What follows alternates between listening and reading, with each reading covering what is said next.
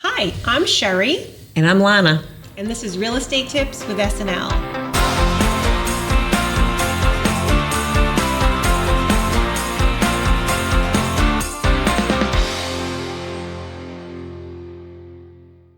Today, I am very excited to bring on our guest. This is Eric Fowler from EF Realty. He is actually my client that has built quite the portfolio of multifamily units. And I was hoping to sort of pick your brain a little bit on that. Sure.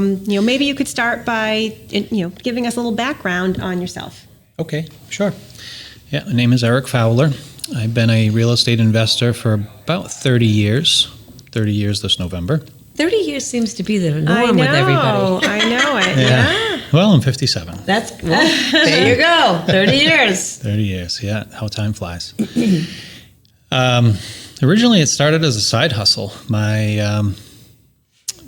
focus out of high school was to go into engineering school, which I did. I got my bachelor's at Wentworth in electrical engineering. And once I graduated, I spent the next 25 years in high tech working as an engineer. But while I was studying for engineering, I was working mostly for my now brother-in-law at his garage. He had an Exxon station in Fitchburg. And I started out just pumping gas in high school and checking oil at the pumps. This was back when, we had full service pumps and people would check your oil. Miss those and days. squeegee your window. And, Well, I just been always a sponge for information and knowledge. And while working there through high school and college, I guess it was about 6 years, I had no aspiration to be a mechanic, as a full-time job because I was going to school for engineering, but I wanted to learn more about auto mechanics. So I actually became ASC certified in various parts of auto mechanics and eventually was working full-time on Saturdays, repairing vehicles and giving state inspection stickers. And when he didn't have work for me in the garage when I was young, he would send me to his apartment and started out with painting and doing small carpentry projects. And eventually I was doing a lot of the renovations for him, and he would let other people know, and I would do renovations for other people, and just was always handy. Liked to have a tool belt on and swing a hammer and do things like that. So people would say, geez, you're good at this. You should own apartments. And that's sort of what sparked the interest. Wow. So I forget what year it was exactly, but it was in the 90s, maybe 94, 95. I decided before I bought my first apartment building, I got to educate myself. And so I went and I invested in Carlton Sheets investment course on landlording. Really? Yeah. Wow. Yeah. You get a binder with a bunch of chapters and you get a bunch of little cassettes and VHS tapes. Oh, my. So I just read and listened to as much as possible all the ins and outs of being, investing in property and being a landlord. And once I felt like I had enough of a handle on things, I mean, you never quite do until you actually Hands-on. Right? Step into it. And Right. I ended up, this was before the internet was extremely popular and available. So you had to look in the paper and look for ads. Oh, right. Get the MLS listings circle them. Yeah. And I found a property that was for sale. It was a 6-family in Leominster. Oh, wow. And, it had Carlton Sheets, I always said, and another gentleman that I got to know very well, one of my wife's uncles was also a landlord. And it was always, buy as many doors as you possibly can. Her uncle said, don't buy anything less than 5 units because it's too hard to make money on smaller buildings. Yeah. And, there's some rationale to that. I mean, it's not to say you can't make money on 2s and 3s and 4s, but, there's definitely more to be had with the larger buildings. And so this was a 6-family, and there wasn't many for sale at the time. And I thought, well, this is an opportunity. I dialed the number, and you guys will know this realtor, Tony Tony Ciampa Oh, yes. was the realtor. Oh, yes. Yeah. Yep. And so I called him, and I'm just calling some guy out of the blue. He doesn't know me. What my financial worth is at the time. It wasn't much. I mean, I just graduated from college, newly married, had a little bit of money saved in the bank, and when I called him, he says, "Oh, unfortunately," he says, "that property is under agreement." And I said, "Oh, but dang." I said, "Well, if for some reason it doesn't pan out, can you give me a call?" "Sure, I can do that." So he took my information. Lo and behold, a few months later, he gave me a call. Few months later. Wow. Yeah, because the person was trying to come up with the money and couldn't come up with it. Yeah. And it just, it didn't pan out. So in the meantime, I continued to look. I hadn't found anything. And then when he called me, I got, super excited. "Oh, can we go look at it together?" So we did. And, the building had some problems. And this was my first one, and I certainly didn't have a team of people. It was, I was the team. You were the handyman. I was the handyman. And the building had cockroaches. It had a leaky roof. Oh, geez. Okay. You were inspired. I was inspired. Yeah. So everybody starting out, look for the cockroaches. Did you buy it? Did I you did. buy it? Do you still own it? I still own it. Wow. That's your very first. That's my very in first. In Leominster, 6 unit. Yes. Wow. Yeah. Wow. Has it been the most productive for you? Profitable? Yeah, it's all 3 bedrooms, 6 No 3-bedroom kidding. apartments. Yeah, and the rent has increased 3x over since I bought it. Wow. Wow. Yeah, and would you believe so you girls will appreciate this number. Guess what I paid for it back in 96 or 97? Was when I anybody bought it. living in it at the time? 5 of the units were occupied. 1 was empty. So, And it needed work and it had cockroaches? yeah. Yeah. Wow. It had to been under $100,000. I was thinking 200, 250. 129. Oh, okay. Yeah. Wow. That's great. Yeah. Yeah. So does it have a new roof? Yeah. So the kicker back then was, so the issues were, one of the issues was so significant that I had to bring it to the seller's attention, through Tony, of course, but I asked to meet the seller. It turns out the seller was a prior banker. He was, I think he was retired from the banking industry at the time, but he had owned different multifamily properties, a small hotel, and he went in with some guys on this that were the handy guys, and they had bailed, and he had the property managed by Clark Strait. Yeah. Matt's father, yeah. Mm-hmm. Yeah. And at the time there was, quite a bit of disgruntled tenants in there because of the issues in the building, and the current owner just wanted out, and you could tell he was stressed. But being a prior banker, it dawned on me that maybe he would be willing to take back paper, because the biggest issue was the roof. It was actually, he didn't even know, it was raining inside this woman's closet on the 3rd floor. Oh, geez. And there were 3 layers of shingles on the roof already. So the whole thing had to be stripped and put a whole new layer of plywood and all new shingles. The size of the roof is 72 square. Now, that's probably about 4 times the average house. Oh, yeah. Wow. Yeah. So he owner financed you? the owner financed. Wow. Yeah, he financed, what did it turn out to be? Say 75%. Wow. Yeah. And, I had to come up with the other. And it turns out my wife's uncle was willing to, because I needed the money now to do rehabs. No, I was going to say, now you got to do the work. The cash that I had was something I needed for all that work. So he provided the other. It was about $30,000 that he provided, and they both gave me a note for 20 years at whatever the interest was at the time. Might have been like 8% or 8.5%. Oh, I'm sorry. The primary was 8 and the secondary was 9. Wow. That's what it was. Imagine that, given what the rates are and everyone's, up in arms about. And I mean, we got used to the low numbers, but Right. yeah. Yeah, we're sort of back to a norm. Yeah. Typical. So I bet these tenants were pretty thrilled when you came in and started making improvements. Oh yeah, yeah. There was one tenant that I don't know if he wanted to play jokes or whatever. I don't know if he was thrilled, but of course, a lot of times in these buildings that are older and have lots of deferred maintenance issues, the rents are low. Because a lot of times landlords will try to get away from fixing the buildings and raising the rents. They just rather sort of ignore it. So I did have to raise the rents, and there was one guy that lived on the second floor that I'd be working in the hallway and I could hear somebody like, "I'm going to get you," it's just, start making sort of some threatening remarks and trying to scare me away, whatever. But, So you started with that one. Do you typically just stay right in the same town, or are you spread out?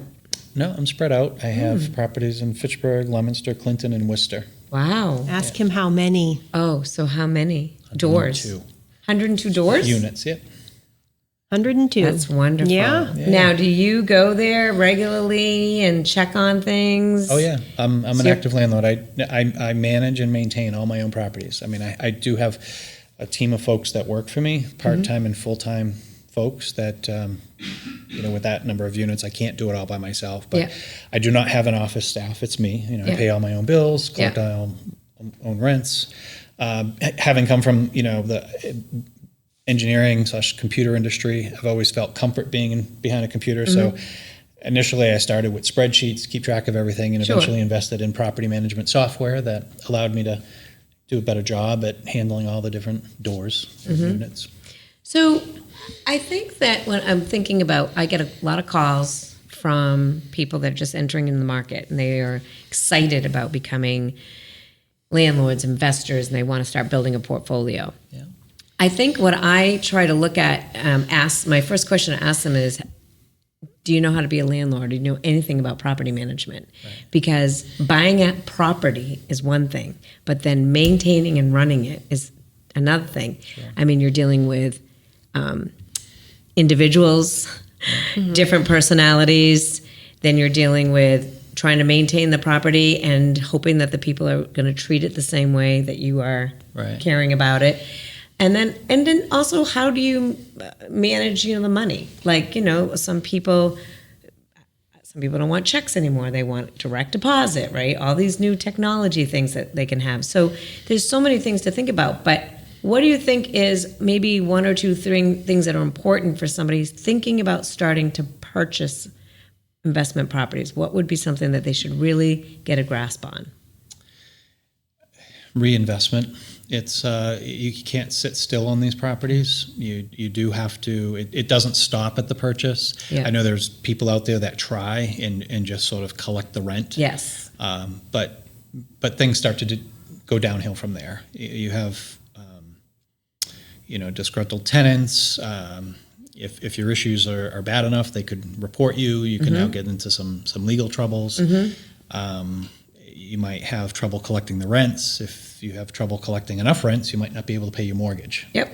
And suddenly you find yourself in either the bank taking it over or foreclosing on you. And I've bought a few properties out of receivership because landlords simply couldn't do it, and the banks don't want to be landlords. They want to get rid of the property, and they eventually will sell it to somebody that has the money, but no bank qualifies you as a landlord, right?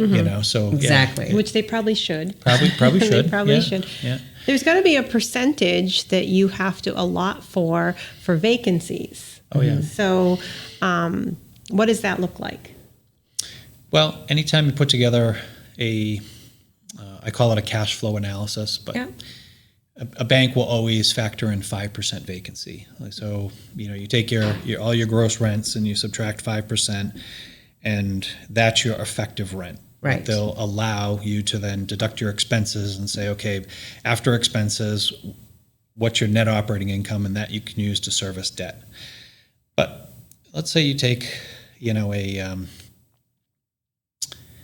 I'll just use some simple numbers. You get a 6-family, and let's say the rents are all $1,000. So you get $6,000 a month and $72,000 a year. Yep.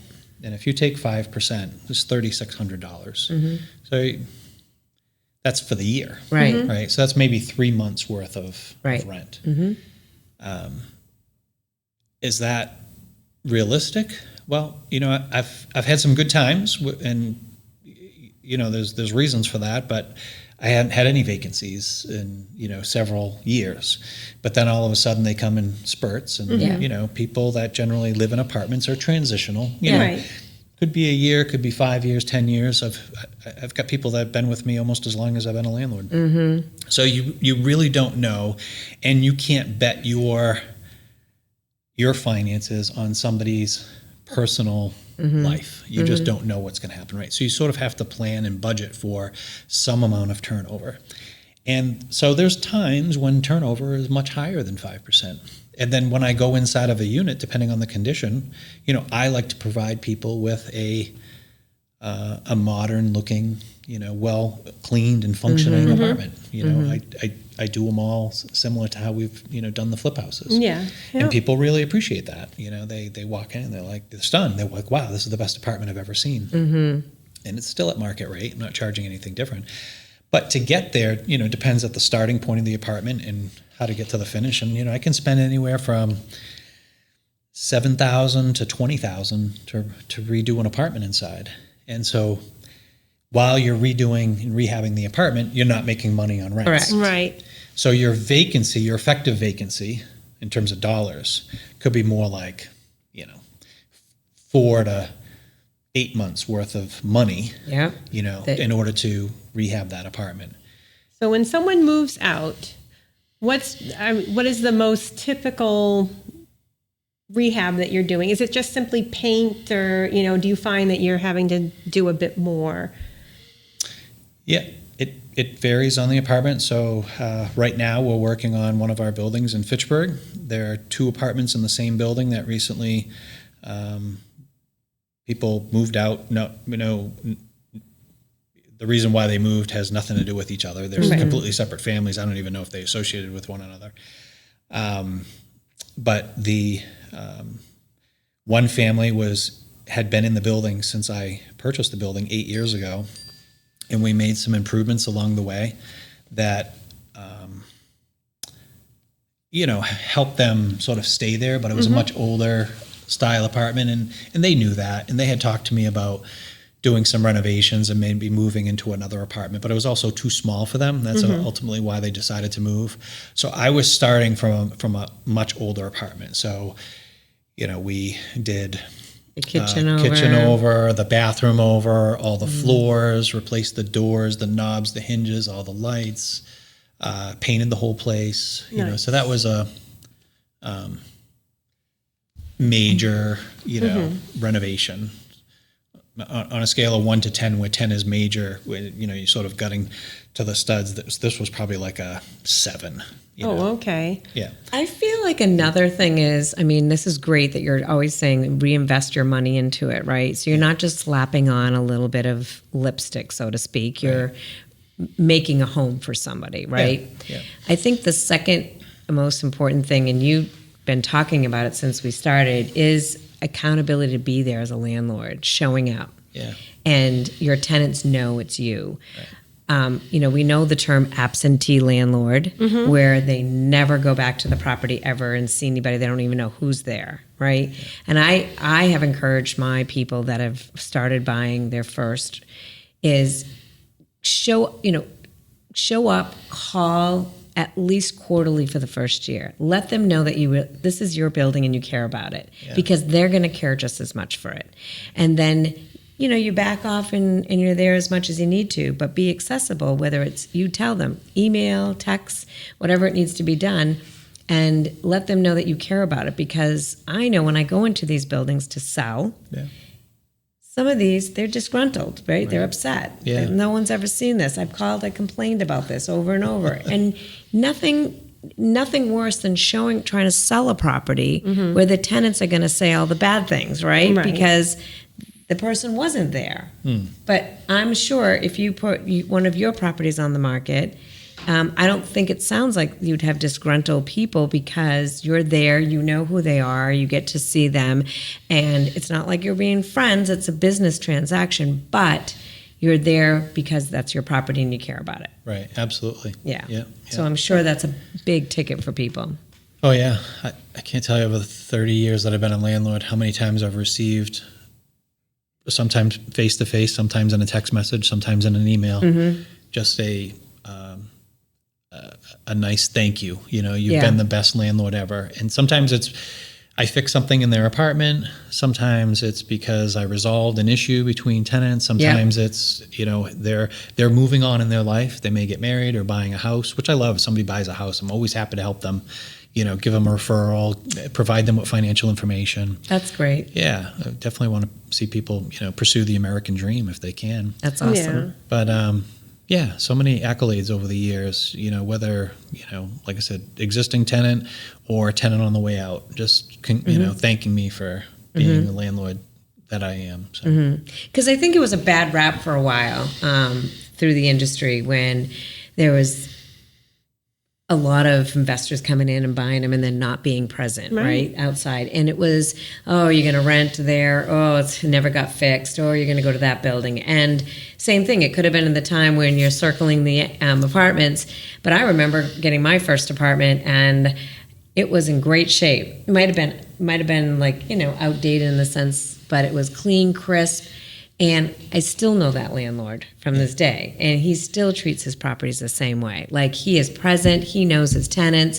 He'll show up. People know him. He's got people there for 20 years since he's owned the buildings. And that is a true investor and a true landlord, because they're taking care of their property because it's your value in that property. When you decide that portfolio is going to start you're going to start selling off some things, or you're just going to sell the whole portfolio, it's going to make a big difference. Yeah, I think I would have trouble investing in, renovating an apartment and then having somebody go in there and not take care of it. Of course. And that would drive me absolutely crazy, because you're basically watching your money get flushed down the drain.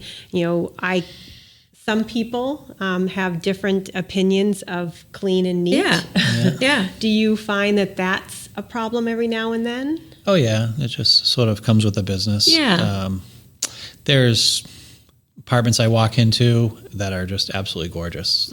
People spend, the time and effort to make a really nice home. And I'm so glad that they're, my tenants. And then there's other people walk in and it's like, oh, my God, glad I don't live here. But growing up, my parents were always a stickler for a neat room. Had to make my bed every day, take my shoes off at the door, So I grew up in a clean household, and with a certain, amount of respect and order. So I came to expect that as I sort of started in the industry, but I quickly realized that, I'm not going to be able to motivate everybody to live that way. So a lot of times I just have to sort of accept what is as is. I don't live there, so it's not going to bother me unless it starts to bother other tenants. People. Yeah. So if stuff starts spewing out of the apartment, whether it's an odor or their garbage or their belongings, that's when I step in and say, look, they are, and they know the rules coming in that they can't do that. So if it gets to that, then I have to let them know that they violated the boundary condition and they have to improve it, or they'll, So you're establishing rules up front. So there's no confusion, and I'm sure that over the years those rules have been tweaked when you figure out what works and what doesn't. Yes. And so before we started rolling here, you talked about a screening process, or how do you get a tenant? Let's start right from square one. How do you advertise and get a tenant for your vacant units? Sure. Today is much different than when I started. Back when I started, it was mostly just newspaper. So you'd put a small little cryptic ad in a newspaper. And there was some challenges getting tenants that way. But today, using this property software management tool, and there's so many of them, and they're can be relatively cheap. So marketing your property is for any landlord, whether new or has multiple units, is relatively easy. But the tool I use, one of the reasons why I do use it and like it, is because it has this feature called syndication.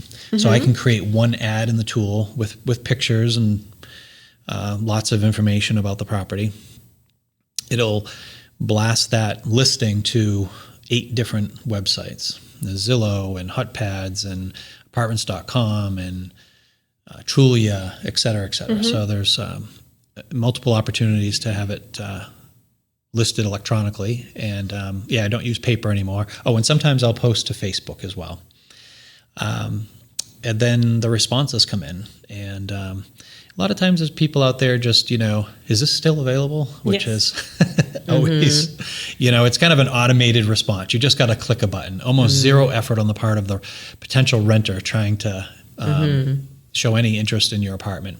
So I've got a standard response that I keep in a notes file on my iPhone, I'm able to copy it and send it back. It gives them, happy to, apartment's still available, happy to show it. Just need a little bit more information from you. And that's where I give them a link to a web-based form that I've created, which now asks them some Q&A, goes through and, who are you?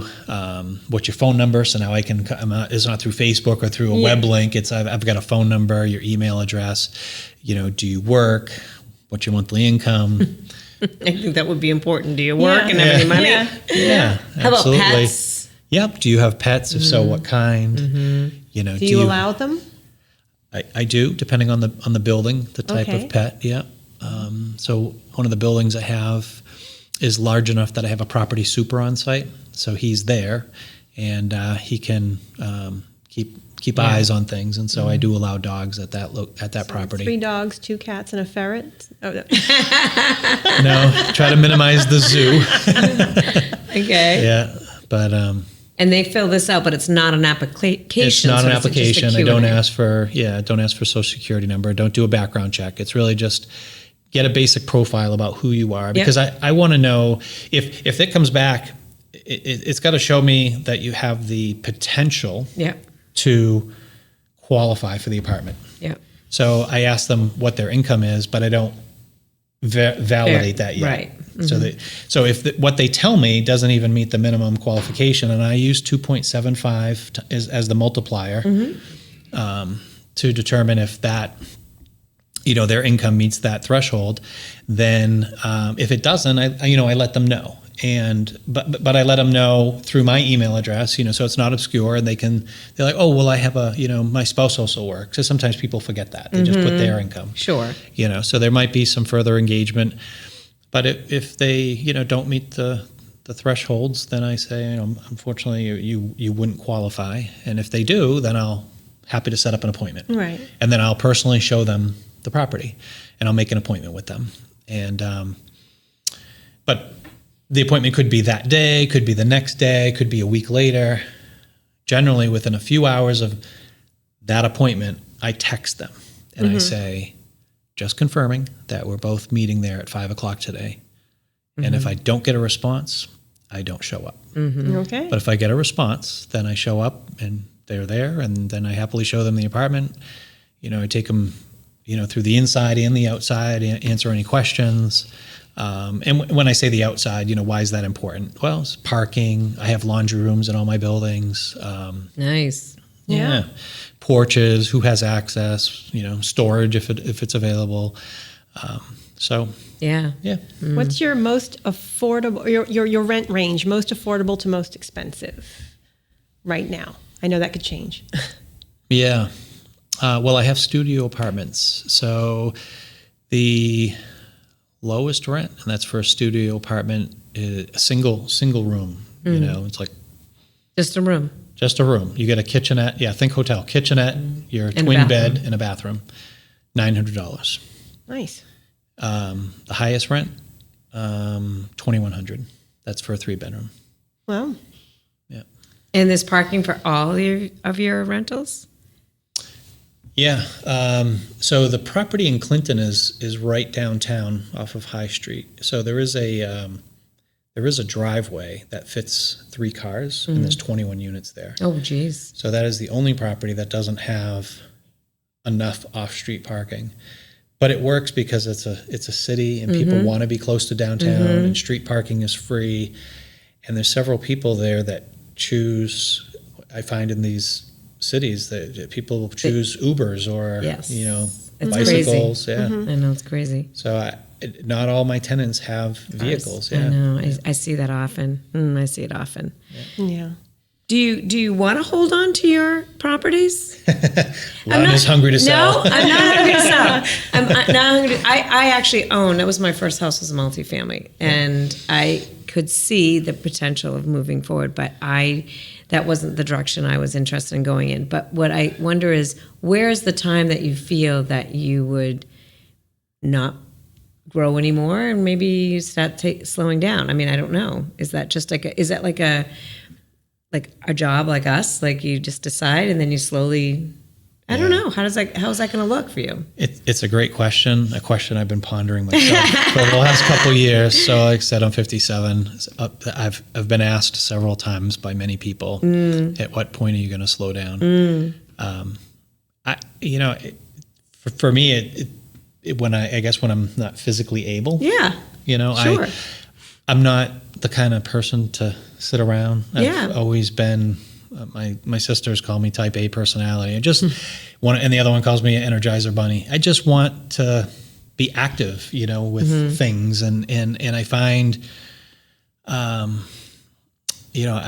love getting up every day and doing this business. That's great. It just gives me energy and pride. And are you looking at more properties to build your portfolio? I will not say no to an opportunity, but given where I'm at, I'm much more particular. Yeah, I guess is a good word. Yeah. Indiscriminate, I guess. I got to look at, it's got to be right for me. Like, what does that mean? And it's not just about the dollar amount; it's about location. Because, I've had many opportunities to buy property in places that are an hour to hour and a half, 2 hours drive from where I am. And they'd be great deals. But I don't want to drive that. I don't want the guys that work for me to have to drive to those locations. And you're present, so that would be a good reason. It would change your whole policy of how you're running your business. So, I get it. Are there like landlord groups, support groups, something that maybe somebody who's looking, I don't know if you belong to one, but maybe somebody who's looking to get into this, little gig going here. I have no idea what that means, but, but I'm just thinking, I do have that young client that had bought some multifamilies and was hoping to build to that. But, you kind of are alone on your island. And if you've got somebody to network with. Right. Yeah. There's quite a few landlords out there. Not all of them will advertise, that they have apartment properties, for various reasons. I mean, it could be privacy. It could be they're not terribly impressed with their own rental condition. But there are groups. I didn't have the time when I first started to join a group, but I had been with this company 14 and a half years in high tech and faced a layoff back in 2005, 2006, something like that. One of the economic cycles, downturn cycles. Yeah. And I was given a nice severance package, which included, this external company organization that would help you network and help you. It was a job placement service, help you find your next job opportunity. And so, it was fun. I saw a lot of familiar faces, met some new faces, and then started arranging interviews. And lo and behold, I'd show up at the interview, and there was about 7 faces that I knew from, the networking session the 3 nights before. And, we're all competing for the same job. And because there's only one open position, and then the 7 of us there that all know each other, and we're, all working towards the same end goal, find a new job. And so I decided, at the time I had 27 apartments. And so I wasn't some people I knew had to find a job. It was a do or die thing. I wasn't in that situation. I could survive for a while on my own. So I decided I was going to go on sabbatical. Wasn't sure how long it was going to take, but that's when I joined. I spent some energy putting in laundry rooms in some of my buildings that I didn't have at the time. And then I also joined a landlord group, and it was run, you might know him, Brian Lucier. He's the president of the local chapter. I know that name. Yeah. Great guy. And so I had met, not only the landlord group, I didn't meet him initially through that. I met him, we happened to both attend some kind of seminar on multifamily real estate.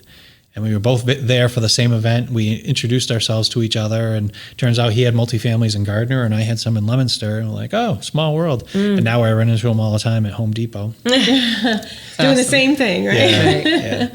Right. Didn't you have a laundromat at one time? Yeah. Do you I still did. have that? Or? No. Got rid of that a few years ago. Yeah. Yeah. That was one of those investment opportunities that I was paying everybody but me. Oh. Okay. So that wasn't good for your business plan. That wasn't staying in the portfolio. No. So is that the only business that you've done? Is everything else strictly residential rentals? Yes. Okay. Yeah. And you've done well with this, and left a career. Left a career, a very good career, 6-figure career, with 80% of my health insurance paid. And, bet you missed the health insurance. Yeah, my health insurance cost now is $2,300 a month. Oh, nice. Yeah, Nice. it's a mortgage in and of itself. Yeah, it is. Yeah, insurance is crazy. But yeah, so you've definitely turned this into something that I think that people want to have what you've got. Sure. But it was a 30-year process. Oh yeah. So. And it's also that he was handy. You know, Yeah. some people get into the industry, and again, I think it's specific. If they're not handy, they're going to be paying out or not doing any work at all. I couldn't have done it. Right. It would have been too much.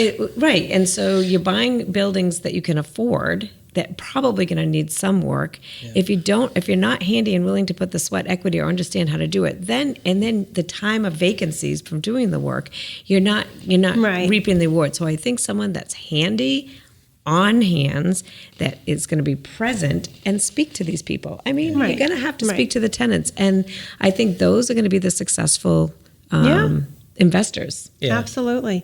I should explain too, is when I first started, so I was 27 when I bought my first multifamily. At the time, we had 2 children. They were both babies, and I was working a full-time job. You know, it was a typical 8 to 5, but it was take about 45 minutes to get there. So, you know, you got to leave an hour before. Yep. So I was leave the house at 7, and I wouldn't get back until 6. So I was gone for, 11 hours, which is most people's typical work day, right? No complaint. But if you do that Monday through Friday, you have now the weekend for projects. Well, in the apartment business, some things you can plan, but when things break, you can't plan them, and people aren't going to wait for a weekend for you to fix their toilet or leaky sink. So there was many times over, my landlord career where I would either faced with having to hire somebody because I'm in an office and I can't get there, or I would come home, wolf down my supper, head out the door with my tool bag or whatever, and fix the item, and then come back, maybe 2-3 hours later, only to say goodnight to my kids and then do it all over the next day. And at one point I had, a full-time job, 33 units, and a laundromat, wash, dry, fold service with employees. So I was kind of doing 3 jobs all at the same time. Oh, yeah. It's nonstop. Get up in the morning, open the laundromat, make sure the employee shows up and everything's fine. That they're off doing their thing. And on my way home from the office, stop by the laundromat, make sure, to cash out for the day.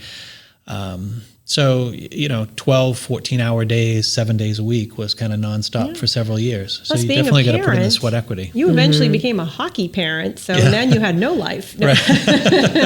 No, but early morning at the it's a rink. huge commitment, and I think I got to reiterate, it's not for everyone. No.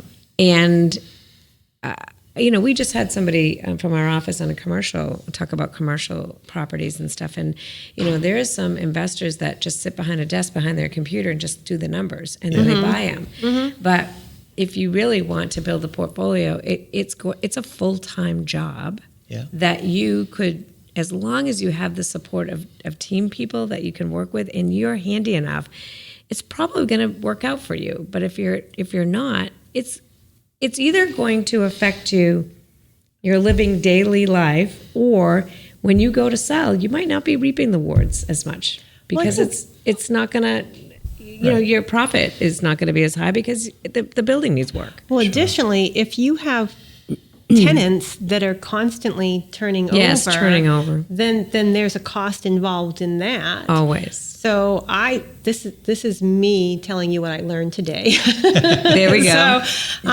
So by reinvesting in your investment property, you're in essence and being diligent about your screening process and meeting these people and getting, a strategy down. It's going to help you with your long term, and hopefully, definitely, you're going to do better on the return on your investment than you would if you just sit there and collect rent. Right. And then each year replacing that unit with somebody else and doing nothing to get it ready for the next group. So you're a great student. There you go. There we go. You're a good teacher. Thank you so much. So I love it. I think this is helpful. Do you remember the name of one of these landlord groups that maybe someone could find online if they were looking for, something that might be available to them?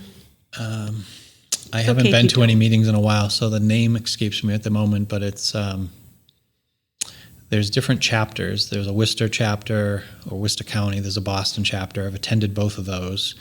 But yeah, just Google landlord group. Yeah, right. Okay. Or even I'm sure in the city and the towns that they're from, that they can get some information from that. Yeah. That's great. Yeah. The more doors, the more it pays off. Yes. Yeah. And overall, real estate is a good investment. I mean, it's worked well for me, but it's not like a stock investment where you can sit back and just watch the numbers. No. This does, I feel, require some sweat equity. There are people out there that certainly try to do it by just managing numbers, and there's a lot of people that profess to be these apartment gurus, and they'll talk about, you don't want to have to fix, toilets and things like that. And so there are management companies out there that will take care of your property for you if you decide to invest, but that costs money in and of itself. And then you lose touch with your tenants.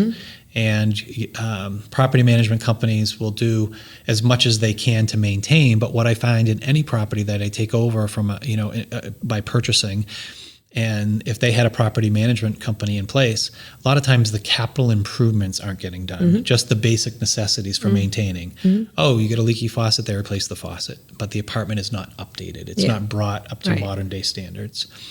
So, I feel, if it's a great investment, but if you're going to get into it, you got to be more than just sitting in a chair watching numbers. You got to get out of the chair and put on a tool belt sometimes. And even if you don't have lots of skills, and I didn't when I first started, you'll learn very quickly. Yeah, you will. Because you can't pay out everything. No. You might have to pay out some, but you can't pay out everything because it quickly will become a boat anchor and not an investment. Yes, well, True. we don't want that. True. Oh. Well, thank you so much for your time, Eric. You're welcome. This was really helpful. I appreciate that, and I guess by the time this airs, you probably won't have any vacant units, but people should look for you online anyways, or. Sure. If there's one. Yeah. Sounds like you don't get a high turnover rate for No. good reason. So, but thank you so much for coming, and thank you for tuning in. If you'd like to reach Lana or I, you can find us at Coldwell Banker in Leominster. Please subscribe, like, and we'd like to hear from you. Thank you. Thank you.